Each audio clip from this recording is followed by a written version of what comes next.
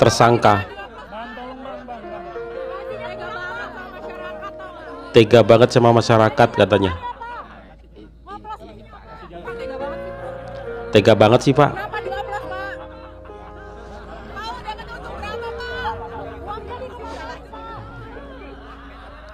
Parah ini Bang, parah ini. Parah ini. Tersangka RS melakukan pembelian untuk RON 92. Yang dibeli adalah RON 90. Kemudian dilakukan blending untuk menjadi RON 92. Gue dari dulu sering dengar istilah mafia migas ini. Tapi sekarang gue baru sadar gimana cara kerja mereka. Emang jahat biadab tuh orang-orang. Lo bayangin, si Dirut Pertamina yang kemarin ditangkap ini itu sengaja nurunin produksi Pertamina supaya geng mafia migas mereka bisa impor beli dari luar negeri.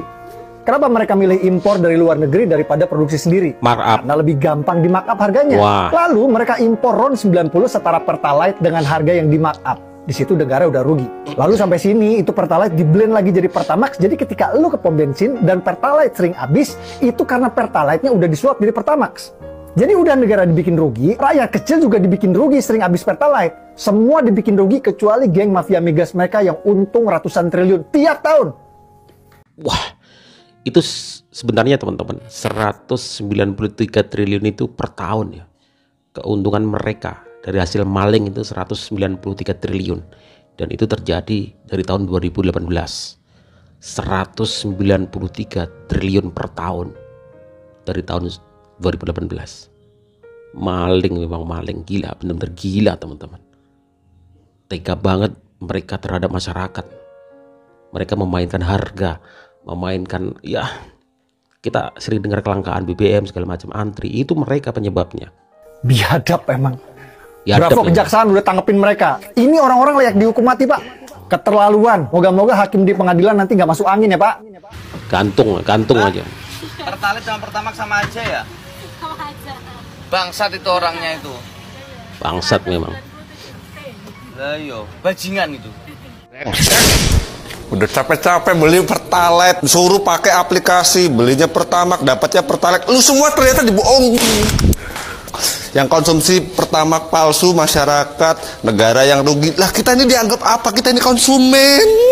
Lah anjing kalau kuantengan korupsi we jeung korupsi aing meuli Pertamax teh ame teu ngantri anjing, tapi ayeuna aing menang fakta bahwa Pertamax anu salama ieu ku aing dibeli teh adalah Pertalite anu diupload. Kecewa anjing aing mah sebagai rakyat Indonesia. Bener-bener sia anjing krisis integritas pisan goblok. Jadi pejabatnya tolol sia monyet. Kesel aing anjing. Merugikan wae negara sia bagong. Korupsi Pertamina 193 triliun. Selama ini kita beli Pertamax RP12 sampai 14.000 isinya malah Pertalite yang dioplos. Mau kaget tapi konoha, udah biasa kan? Kayaknya kalau kasus korupsi itu di negara ini kayaknya ya udahlah, udah biasa gitu, kayak udah kasus biasa gitu. No, tersangkanya masih muda-muda ya, ganteng-ganteng semua tuh ya, glowing semua. Kayaknya skincare-nya pakai Pertamax ya. Atau Pertalite oplosan gitu, atau nggak diminum kali itu ya. Jadi glowing semua tuh. Wow. Bisa. Ini kalau dibikin film judulnya apa ya kira-kira? Maling. Keren banget. Gue sebagai orang yang beli Pertamax ya, gue kesal banget sih denger berita ini ya, karena gue berasa itu bisa merusak mobil gue cuy. Jadi selama ini yang gue isi itu adalah Pertalite tapi cuma dioplos gitu. Dari berita yang gue dengar katanya tuh mereka itu impor Pertalite RON 90, tapi dimodifikasi, dilaporinya itu RON 92 alias Pertamax. Kok kayaknya kasus korupsi ini kayak gak kelar-kelar ya?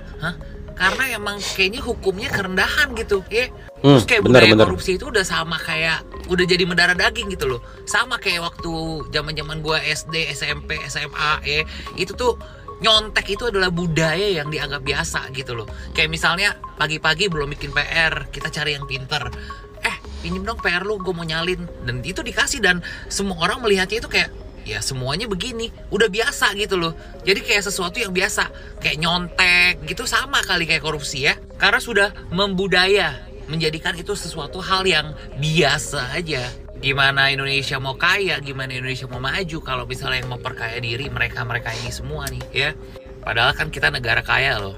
SDA-nya juga kaya banget. Tapi nggak bisa Banyak ngelola maling. aja, karena ya Banyak maling. urus rakyat ini ya. Tapi untungnya nih ya, semenjak pemerintahan Pak Prabowo makin terkuak nih kasus-kasus korupsi kayak begini nih ya.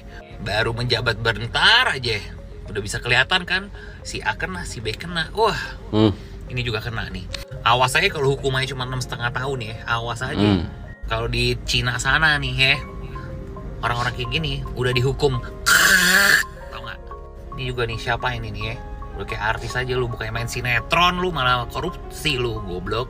Lu sadar gak, setiap kali ada isu kenaikan BBM, itu pasti yang disalahkan adalah rakyat, dan rakyat. Oh, rakyat harus hemat BBM, minyak dunia lagi naik, subsidi harus dikurangi. Oh, produksi minyak Indonesia nggak cukup, oleh karena itu kita harus impor minyak dari luar negeri agar kebutuhan kita terpenuhi.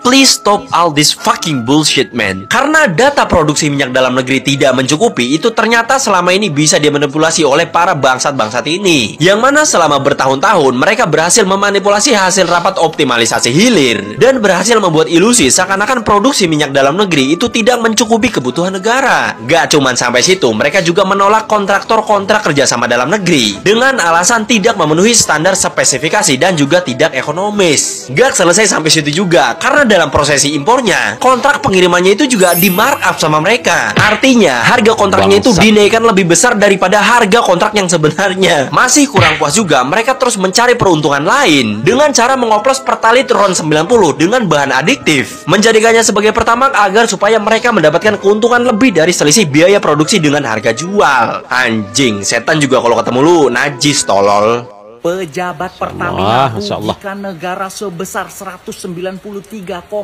triliun. Siapa per tahun saja itu dalangnya? 1, 2, 3, monyet itu 4, 5, 7, 6, 7. Menurut kalian, para mulut netizen, koruptor-koruptor ini harus dipenjara berapa tahun? Gantung. Ayo, bukan sebutkan. Penjara, gantung. Kalau saya sih minta dia dihukum 50 tahun sudah. Tapi nggak tahu ya. Enak banget. Nanti hakim memutuskan berapa tahun. Siapa tahu hakim memutuskan 5 bulan. Siapa tahu cuma 1 tahun dan denda cuma 1 miliar. Pak Hakim, tolong penjarakan dia 50 tahun atau seumur hidup. Yuk, netizen komen, di penjara berapa tahun pejabat korup ini yang enaknya ya. Ayo komen. Ternyata Pertamax adalah Pertalite yang tidak antri. Jabat asu. Awake dhewe dibujuk tok rek gawe Pertamax pungkasane ya padha ae iku adalah Pertalite. Bedane mung gak antri tok ngono lho rek. Iya. Naik. Dalam logika, jika yang kita sangka selama ini Pertamax ternyata Pertalite, lalu yang kita sangka selama ini presiden ternyata bonekanya sang mantan. Yang kelas bawah dibikin susah nyari gas melon 3 kilo.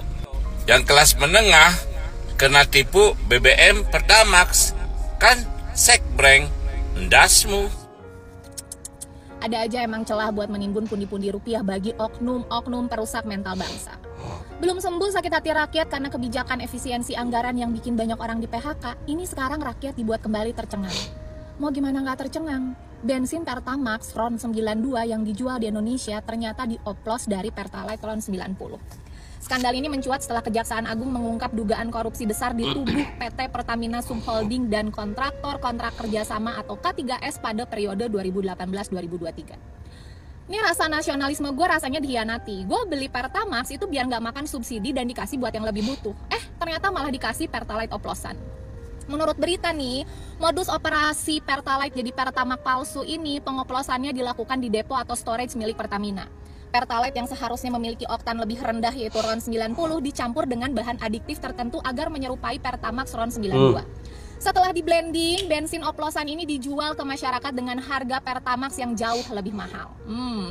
Praktik curang ini menyebabkan konsumen membayar harga tinggi untuk kualitas bahan bakar yang tidak sesuai spesifikasi atau underspec. Akibatnya performa mesin bisa menurun. konsumsi bahan bakar lebih boros, dan emisi yang dihasilkan tentunya bisa menjadi lebih tinggi. Lebih dari itu, produksi di kilang minyak dalam negeri secara sengaja diturunkan agar ada alasan untuk melakukan impor.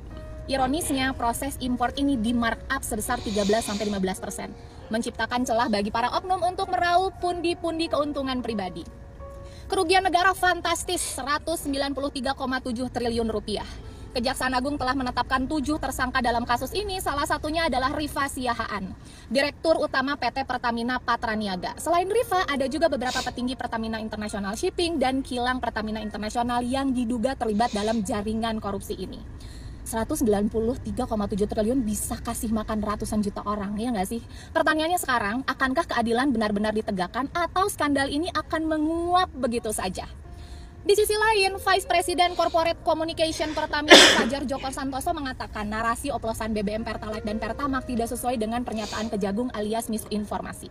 Sebab titik permasalahannya itu seputar keputusan impor minyak mentah. Dengan demikian, Fajar memastikan seluruh produk BBM yang didistribusikan Pertamina kepada masyarakat sesuai kok dengan spesifikasi yang ditentukan pemerintah. Mana yang benar coba? Yah, Pak, urusan teknis begini rakyat mana ngerti dan juga harusnya nggak sampai merugikan. Jadi mohon maaf nih, jangan lagi tanyakan di mana jiwa nasionalisme kami. Karena jika kasus sebesar ini tidak diusut tuntas, mau gimana rakyat bisa percaya lagi bahwa negara memihak rakyat, apalagi mimpi menuju Indonesia Emas? Menurut kalian gimana? Tulis di kolom komentar ya. Kalau semua ini benar-benar terjadi, teman-teman, saya ragu, masihkah di Indonesia ini ada orang baik, teman-teman, yang benar-benar cinta pada negaranya, berjuang untuk rakyatnya. Saya benar-benar ragu dengan keadaan ini. Masa kita tidak punya orang-orang baik? Masih banyak orang yang mau berjuang demi bangsa dan negaranya. Ya Allah, saya prihatin dengan hal ini. Prihatin banget. Ya, kerugian negara segitu besarnya. Dan ini semua mereka merugikan rakyat. Kita selama ini dibohongin dengan hal itu. Benar-benar dibohongi mentah-mentah. Bukan hanya 1-2 orang, tapi seluruh rakyat Indonesia yang mengkonsumsi BBM itu dibohongin, ditipu mentah-mentah. Nggak habis pikir, teman-teman, nggak habis pikir. Ada orang yang punya pikiran setan seperti itu, pikiran bangsat seperti itu. Tidak cukup dengan hukuman penjara, teman-teman. Hukuman mati pantas, hukuman gantung pun perlu. Ya, mereka bukan hanya membohongin kita, tetapi tingkat kepercayaan terhadap Pertamina pun dihancurkan. Sehingga tentu saja mereka akan beralih ke minyak yang lain seperti Shell, Top One. Bisa saja mereka malah menghancurkan bangsanya sendiri dengan apa yang mereka lakukan. Koruptor tengik itu.